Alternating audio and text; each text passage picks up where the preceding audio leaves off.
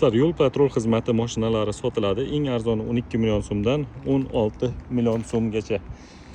Texnik holatlari nosoz. Hammasida motori bor, 1.8 motorlari, lekin ko'p joyi nosoz. Bamper ichlarini ham ko'rsak, auksion orqali sotiladi.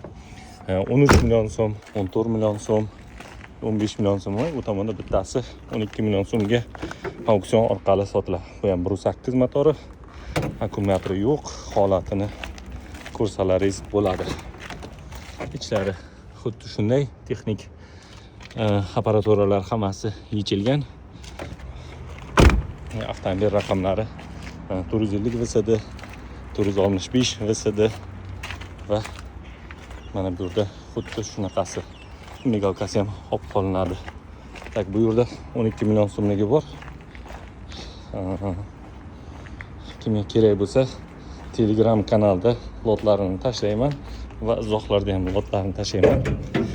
Mana bu 12 million so'mlik Lacetti avtomobili 2010-2011 yillar ishlab chiqarilgani. Mana bu ham sotuvda turibdi. Bu ham yo'l patrul xizmatiga tegishli. Ichki holati mana shunday bo'ladi. Ko'rib o'tsangiz, batafsil ma'lumotlar Telegram kanalda bo'ladi.